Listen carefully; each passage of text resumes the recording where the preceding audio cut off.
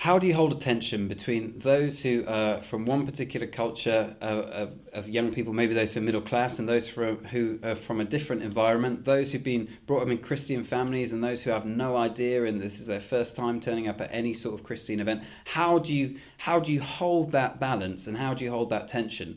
That's a really difficult question. I think it's one that we're discovering as we go. We certainly don't know the answer to it. Again, what's encouraging is to look at the example of Jesus, because if anyone knows how to hold a group together, it seems to be him. Look at who Jesus had in his group. He had James and John, who had terrible tempers. He had Simon Peter, who every time he opened his mouth put his foot in it. He had a guy who was a zealot, who was basically a terrorist.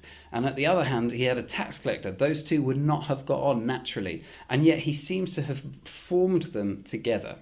How did he do it? He did it by creating community around himself. He laid down his life and he did life with them, and he created community around himself. Now, our goal is not to create community around us as youth leaders. It's to create community around Jesus, and it's to point people to him.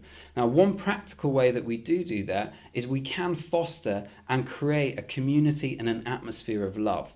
And one challenge for us as we gather those diverse groups of people together is to ask the question, well, who's setting the atmosphere in the room? Because it's very easy for one group or the other group to set the atmosphere. And we need to, as the leaders, make a way and set a standard by which we are going to create an inclusive, loving environment. The key, to be honest, is something we know. It's just trying to do it well. It's simple, although it isn't easy, and it's love. It's creating a community of love.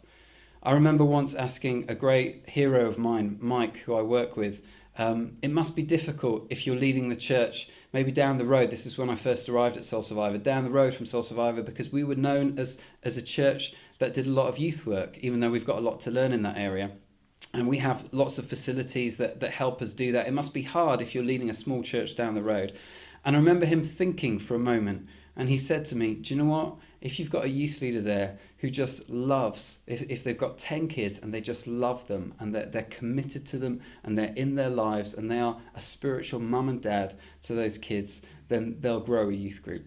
And I think that principle applies. Wherever they're from, whatever background they have, however much they know Jesus or they don't know Jesus, however much they know their Bibles or they don't know their Bibles, they need to be loved. And that is how you bring them together.